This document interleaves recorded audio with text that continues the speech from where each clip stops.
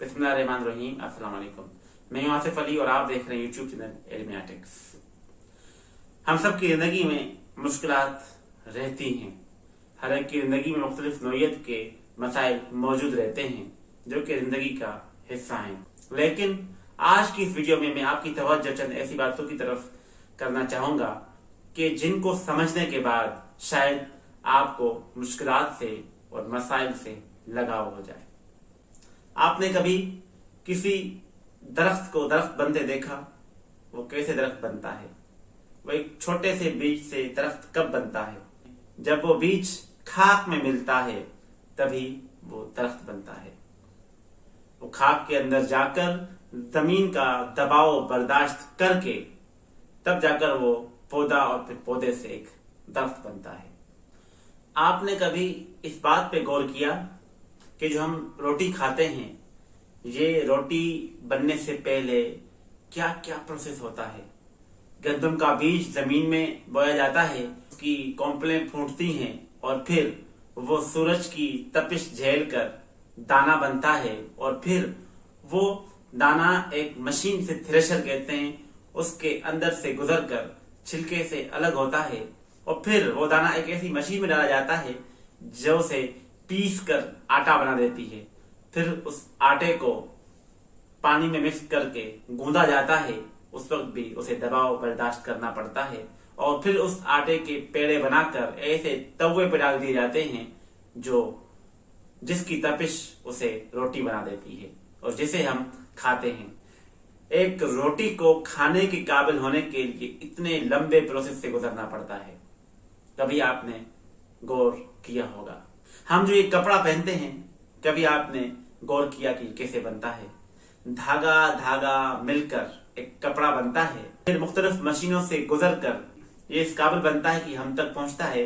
हम इसे खरीद कर दर्जी के हवाले करते हैं। दर्जी इस पर कैंचियां चलाता है और हमारी पैमाइश के मुताबिक इसकी कटाई करता है।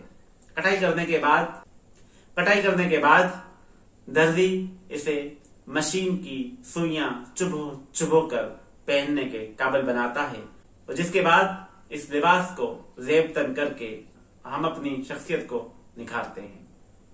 कितना मुश्किल प्रोसेस, जिसके बाद एक कपड़ा पहनने के काबिल बनता है।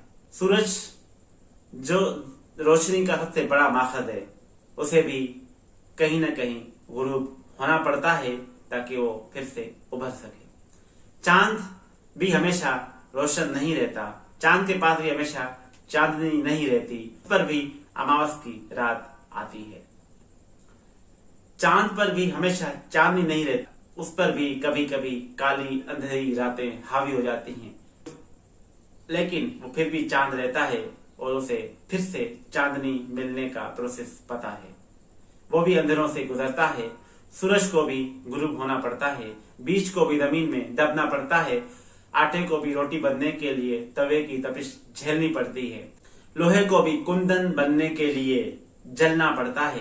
तो फिर हम इंसान कैसे इतनी आसानी से कामयाबी की तरफ गामजन हो सकते हैं, बिना किसी मुश्किल को झेले, बिना किसी परेशानी को सहे, बिना किसी के तंज और तानों की तपिश को बर्दाश्त किए हम कैसे उन मंजिलों पे जा सकते हैं जिन पर कदम रखने के लिए जिन पर कदम रखने के बाद लोग अपने आप को कामयाब और अजीम तस्वर करते हैं।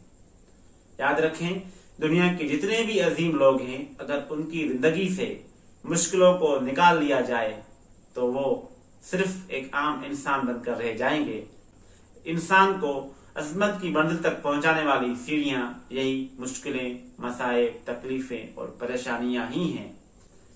अगर इनमें आपने सब्र किया और शुक्र किया तो आप अजमत की बुलंद सीढ़ियों पर कदम रख जाएंगे, और अगर आप शिकवे में चले गए तो आपको मायूसी के वो अंधेरे घेर लेंगे कि जो आपकी जिंदगी की रौनकों को खा जाएगी। तो हर सूरत में, हर हाल में, जब भी कोई मुश्किल, कोई परेशानी, कोई मुसीबत आप पर आए तो उस पर आपने सब्र करते हुए शुक्र का दामन नहीं छोड़ना और आपने जो निजाम कायनात चल रहा है اس پر غور و فکر کرنا ہے. آپ کو یقیناً کافی ساری موٹیویشن ملے گی اللہ تعالیٰ کے اس بنائے ہوئے نظام میں سے ہی.